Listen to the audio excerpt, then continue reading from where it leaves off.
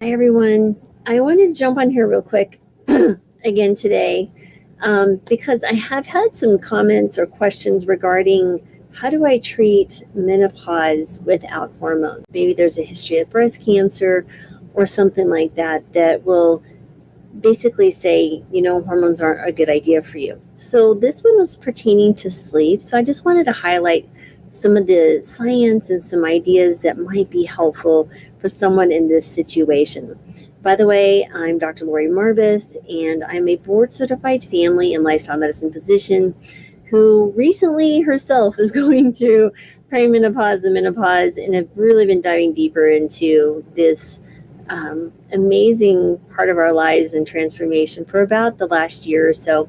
But I have expertise more like over a decade really regarding nutrition, lifestyle habits that will really help you maintain and promote health. And so if you haven't already, please subscribe to the channel and share this video with anyone you think might be helpful. And I have a new landing page if you'd like to join my email list. I put out a newsletter every single Tuesday regarding some health topic that usually stems from somebody's asking questions. And I always share recipes that I am enjoying myself. So hope you will check that out. The link is below in the description. So let me pull up my notes here real quick. Again, just wanted to highlight, I really want to say thank you for anyone who leaves comments or questions. Like I said, I do try my best to read every single answer or question, and answer as much as I can. Some ask really deep questions, kind of like this one. And I thought, there's probably others who are very interested in the same type of questions. So for this one, we really want to speak, like I said, about sleep. So this woman had a history of breast cancer, and so non-hormonal treatments are really crucial for her. And we need to think about managing her menopausal symptoms that are not related to hormones. So let's take a little bit deeper dive into some of the strategies. First of all, we talk about lifestyle and behavioral strategies, right? So number one, we talk about sleep hygiene, consistent sleep schedule. So really remember, our bodies have an internal clock, right? That's called the circadian rhythm. And it really regulates our sleep and wake cycles. And so consistency will align the rhythm, promoting better sleep. Next is a relaxing bedtime routine. Activities like reading or bathing increase melatonin production, and that's the hormone that helps promote sleep, right? It says like, hey, it's time to get to sleep, get ready. And it also reduces cortisol levels, which of course we understand is the stress hormone, and can make it harder to get restorative sleep, especially falling asleep.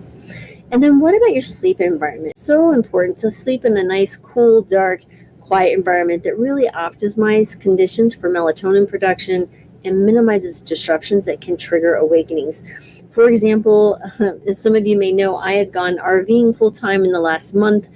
And so the area that we have, there's these little shades. They're people can't really see them, but we see the light. If we are parking under somewhere that's a street light or something like that, what we've done is actually create blackout windows. There's this little material you can place over, you can take it down during the day.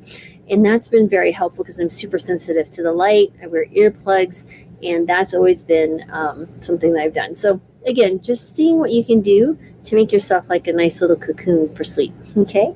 Next is diet and dehydration, right? We really want to focus in on, as I like to say, a whole food plant-based diet. What this is, it's anti-inflammatory, and it'll help so many things. When you think about sleep, one of the things that we do is we disregard our diet. Maybe we're eating late in the evening, or we're eating foods that are messing with our metabolism. So many issues that can occur. But if you eat a whole food plant-based diet, right, typically, like I said, the inflammation will decrease, and many people will have significant weight loss. Maybe their sleep apnea will also improve. Sometimes you'll see headaches improve, their mood will improve. So many things improve. They can start maybe weaning off medications that might be disrupting their sleep or making them sleepier during the day. So we're messing up with our sleep drive. So that's one thing I do want to speak about later, is really understanding what a sleep drive is and how do we increase the sleep drive. It's like putting the gas on the pedal to help us fall asleep and stopping the things that inhibit that sleep drive. So anyway, really want to focus on that healthy whole food plant-based diet. So it's fruits, veggies, beans, whole grains, nuts, and seeds in limited quantities. Of course, these are higher calorie foods, and many things get better just from that. Of course, we also want to limit caffeine and alcohol. So caffeine is a stimulant that blocks adenosine, right? So that is a neurotransmitter that builds up over time during the day that promotes sleep. And then alcohol also, while maybe initially sedating, can really disrupt your sleep cycles, particularly what we call REM sleep.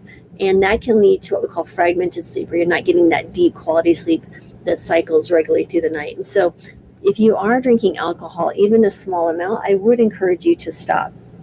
Next is hydration, right? Really staying hydrated helps so many things. But of course, we want to reduce our fluid intake right before bed. I'd say about an hour or so before bed, maybe even 2 or 3 if you have a lot of issues. And if you're also on diuretics, speak to your doctor about if there's other medications that you can take, or maybe in the morning, earlier in the day, that will not cause you to have to get up in the middle of the night to go to the bathroom. So just some thoughts there. Next is physical activity. So regular exercise, even as simple as walking, not only helps increase endorphins, which improves your mood, but it also helps regulate circadian rhythms. It reduces the level of cortisol, promotes relaxation, but exercising, especially too much, too close to bedtime, might cause an issue. So earlier in the day is the best you can. I would say 3 hours. Try to keep that your safe zone, right? So last meal is 3 hours before going to bed, last exercise and such, unless it's a simple evening walk or something like that that's very relaxing. So what are some other non-hormonal treatments? So we're going to get into more like medications and some things like that. So this is not necessarily a medication, but it is something that some women find beneficial, in men as well, is cognitive behavioral therapy for insomnia, or CBT. And it basically changes your negative thoughts and behaviors that contribute to insomnia. It promotes good sleep hygiene, relaxation techniques, and then just kind of retrain your brain and body to associate your bed with sleep and not wakefulness. So if you think about it, if you wake up every morning, let's say at 3:30, your brain is almost like it's expecting to wake up at 3:30 every morning. So that may be where we can help kind of rechange that thought pattern, and that habit of waking up at 3:30 morning might get better. So I am not an expert in this, but I definitely see the studies that show that it's very beneficial. Next are medications. Now, melatonin may be helpful for some in small doses. You don't want to take too much. And honestly, I would do just enough to get you back into the regular habit of falling asleep. It's not going to be so helpful staying asleep, but that certainly could be helpful falling asleep. So that might be the first stop after you've done some of the other things we talked around sleep hygiene. Next is a medication called gabapentin. It really affects neurotransmitters in the brain, and it reduces nerve pain, which may help promote relaxation. It can also decrease your hot flashes by kind of stabilizing the hypothalamus, the thermoregulatory center in the hypothalamus. So something there, if you're really struggling for sleep, medication might be helpful. There's another one called trazodone in low doses that might be helpful. I certainly use that with some of my older ladies. Again, it works by increasing serotonin, and it's a neurotransmitter that helps regulate mood and sleep. So just some options there if you're really struggling. And I would use them for the lowest dosage for the shortest amount of time till you get your sleep pattern back and on track. Now, if you're having more strict hot flashes, there are newer medications out to help treat with hot flashes. You might want to ask your doctor about that. But there's others. The gabapentin is helpful again, clonidine, some others like SSRIs. Again, you want to use these for a short amount of time at the lowest dose just to get yourself back into your sleep pattern. And it might be beneficial to actually speak to a sleep expert to see what exactly is going on, making rule out, any type of sleep apnea issues or some type of other issue that might be causing your sleep disruption. So if we want to talk about more herbal or dietary supplements, phytoestrogens might be very helpful. These basically come from like soy products. There's other foods that also have phytoestrogens, but soy have the most. When you look at breast cancer history, it's actually been shown with soy to decrease the risk of recurrence, increases survivability, and will actually decrease risk of breast cancer in those who haven't had breast cancer. So basically they bind to estrogen receptors and provide a very mild estrogenic effect without the risk associated with the hormone therapy. So things like soy, flaxseed, red clover, they kind of can help alleviate those symptoms. So for, let's say, a whole soybean, I would recommend a half a cup to a cup per day. And you'd have to do this for quite some time. You have to be very consistent, maybe 3 to 6 months to really see the benefit. Another one that might be helpful is black cohosh. Again, you want to speak to your doctor about if any of these other supplements would be helpful for you, depending on medications you're on and such. But valerian root and magnesium have been very helpful for some of my patients, especially the magnesium. Anywhere from 200 to 400 milligrams in the evening might be helpful too. And if you're having like muscle cramps in the middle of the night, the magnesium can help that as well. And then finally, I think it's really helpful to deal with the stress, right? So many of us disregard the stress in our lives. We're just like, this is just part of modern day living. But I would argue that it's not. I think mindfulness is such a powerful habit to get into, that you're being mindful at every moment that you can, that once you realize that all we have right now is this moment, the future will work itself out, the past is done, really all we have is right now. We're not guaranteed any time in the future. And when you kind of just live life in that space, things get a lot less stressful. Granted, there will absolutely be challenges in life, but you come into them walking knowing that this too shall pass, and that's usually not as bad as our imaginations can make things.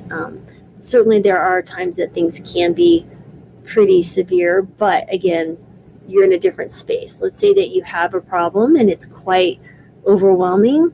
If you come to the point that you accept this is the way it is, and you look at that, you come from a space of wisdom, right? So your inner voice can take over and help you make the best decision for you at that moment in that time. So a little bit of extra out there, but you might want to work on, mindfulness and some meditation practices in the evening. There's some wonderful things that you can actually do to help with that. So anyway, I hope you found that helpful. Just want to jump on and answer that question kind of in a quick way, but just give you some ideas and some things to explore. Again, everyone will be different. Some will be helpful for others, and some will be like, none of this is working for me. That's okay, but I just wanted to give you guys some ideas. So thanks again for being here, and I'll see you tomorrow.